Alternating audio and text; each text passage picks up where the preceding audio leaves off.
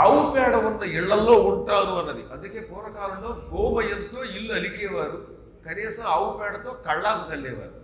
ఇప్పుడు అందరి ఇళ్ళు మార్బుల్సే, గ్రానైట్, ఏవో రకరకాల రాళ్ళు వచ్చాయి కదా. అందుకే దేవీ భాగవతం ఏం చెప్పిందంటే, చంద్రకాంత శిలలు ఇంటిలో ఉన్నప్పటికీ, అంటే చలువరాళ్ళు పరిచిన ఇల్లైనా శరత్కాలంలో అమ్మవారిని పూజించేటటువంటి వాళ్ళు పూజా మందిరంలో ఇంత ఆవు పేడ తీసుకొచ్చి పెట్టి అక్కడ మండపారాధన చెయ్యాలి అని చెప్పారు.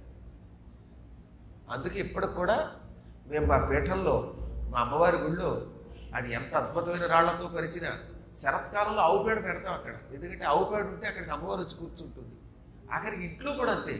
మీ ఇల్లు ఎంతో గొప్పగా గ్రానైట్ తోటో ఇంకో మార్పులతోటో అలంకరించారు, లేదా పూర్తిగా బంగారం రేకే వేశారు, అయినా గుళ్ళు ఆవు పేడ ఉంటే లక్ష్మీదేవి వచ్చి కూర్చుంటుంది, భక్తుల్ని వెంటనే అనుగ్రహిస్తుంది. మీకు అనుమానం ఉంటే ఆనుశాసనిక పర్వం భారతం చూడండి, అందులో లక్ష్మీదేవి చెప్పిన మాట ఇది. లక్ష్మీదేవి చెప్పిన మాట కూడా వినం, భారతం మీద కూడా మాకు నమ్మకం లేదంటే పక్కన పెట్టండి. మనం నమ్ముతున్నాం కాబట్టి చెప్పాలి. ఉపాసనా విధానాల్లో ఆవు పేడకి చాలా విలువ ఉన్నది. గోమూత్రం ఇంటి ముందు చల్లి, ఇంటి ముందు కొంచెం గోమూత్రం చల్లి ఆవు పేడని పెట్టి ఆ తర్వాత 9 రోజులు పూజ చేసి ఈ ఆవు పేడని తులసిలో కానీ లేదా బెలవృక్షంలో కానీ పొలంలో కానీ కలిపేస్తే సంవత్సరం తిరిగేలోపు వాడు అనుకున్న కోరికలు నెరవేరి తీరుతాయి అని ఉమాసంహితలో ఉమాదేవితో శివుడు చెప్పాడు. అంత గొప్పది ఆవు పేడ. అది మనం మర్చిపోతున్నాం.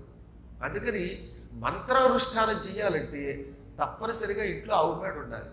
పూర్వకాలం అంటే మట్టిళ్ళు ఉండేవి ఎక్కువగా, పూజా మందిరం మట్టితో ఉండేది కాబట్టి ఆవు పేడతో అలికి అప్పుడు ఆ మండపం మీద ఓ తువ్వాలో దుప్పటో వేసి దాని మీద విగ్రహం పెట్టి అర్చన చేసేవారు.